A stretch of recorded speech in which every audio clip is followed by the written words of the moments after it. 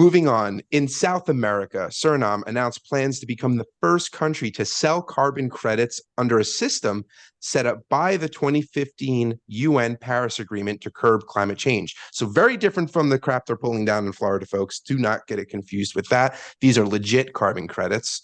And this is different than the carbon market in general, where you'll find private initiatives like the Florida one, but more than just the burning trash, where you find these private initiatives that fail to deliver the promised climate contributions. Instead, the Suriname will follow the UN guidelines, but carbon market experts are still wary that selling credits might not represent legitimate actions to limit global warming.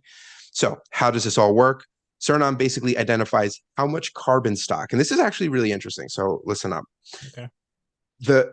This country is going to identify how much carbon stock is in the forest, in their forest. It then preserves its forest and increases the carbon stock, and it packages those gains as carbon credits. So I guess the idea is that the forest has enough global impact, and how it's applied to ecosystems is where I have a question. But I guess it's still a positive step because, all right, let's just say that they keep building up their forests. It keeps gaining acreage, however you measure a forest. I like it. But does that actually impact someone on the other side of the planet? I don't know. Like, I don't know. You know, Well, if all of a sudden carbon. on the east, if all of a sudden on the East Coast here, we we dry out our lakes and we pave over our swamplands and we destroy all that. Like, I don't know what it does. Or if we pollute the ocean, I don't know what that does here. But it's a good step. I mean, I understand the logic, and I think if that was adopted more widely, then we wouldn't have to worry about the dynamics of impact across the globe. But I thought that was interesting to say, here's what we have. This is what it's producing in terms of carbon capture, or carbon stock, and then we're going to expand it, and then we know the calculation, and then we can sell that as a credit. That seems legitimate. I like it. That's a really I don't have anything negative to say about it. I think that sounds wonderful. All right, we are all interconnected. I mean, we don't know how these things impact one another until we do a study on them. Part of one of the stories I read across was that there's microplastics in the clouds in Japan. Japanese scientists are there are microplastics in the clouds. That's awesome. I'm just trying to say that it's not like it's the only microplastics came from Japan. Yeah, I'm sure the microplastics have come from the world over. Could be from anywhere. So I'm just saying we're all interconnected. Just because if you're doing something in your place doesn't mean that it's not helping someone else elsewhere. Well, it's effect. Yes. I think that, I've seen at least enough documentaries where there is an interconnection around the globe. To what degree that impact is, when you're doing these types of activities of pollution and increasing your carbon sink, I don't know. Like they used to say the Amazon rainforest were the lungs of the world, right? Where it does have a global impact, but it is not that, right? It is very much, localized in terms of its direct impact to the environment. And so I guess my question to anyone who may know around this Suriname thing is that should those carbon credits only be sold to people in the region? Is that where that's where they should be valid, because that's where the impact is going to be felt from that activity of increasing their forests? That's kind of the question I would have.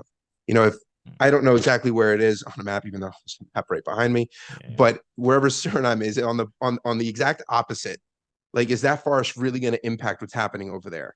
Or should they not be eligible to purchase those credits because it just isn't the same thing? That's my question. Yeah. I think it's a legit question. I think they're and it's worth researching. I'm still a little stumped by the decimating the Amazon rainforest. You're saying would have no impact on our lives whatsoever. I'm saying that how it converts carbon into oxygen and it's the lungs of the world. That's what it was saying. Mm-hmm. If you got rid of it all, does it have no impact? I don't know, but is it providing clean air or more oxygen to someone on the other side of the planet? I don't think it is. I think that they have their own mechanisms for that. And the ocean is a mechanism for that. There are other carbon sinks around the world that do that. Yeah, but so if you got rid of it, would it impact? Putting more pressure on another, and if that other cannot offset. Yeah, but then to say that it's the lungs of the world, I mean, I just don't know if that's you're saying accurate. that you're being that dramatic about it. But, and because that's how it's positioned. Because then that means that you could just say, okay, screw everything else. We'll just make sure that Amazon's really good because it's the lungs of the world. Like, I just don't want to fall that mental that comfort trap of, well, at least we have this. Because I don't know if it's that influential. I think it has influence, but I do not think it's as influential as an analogy saying like that would portray. Its loss is detrimental, but not catastrophic. Yeah, I think that's where you're getting at, essentially. Mm-hmm.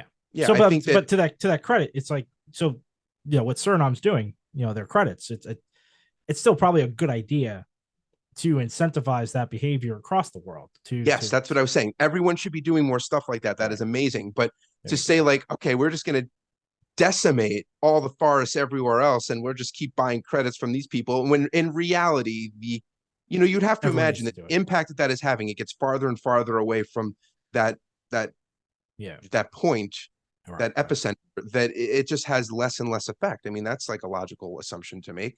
So even though there's an interconnectivity, there is a domino effect. Yeah. The domino that's in Suriname is not falling on something else directly. So I just think that more understanding is needed, and that this is a win, but it shouldn't be one that we hang on to. We need to continue winning. Okay.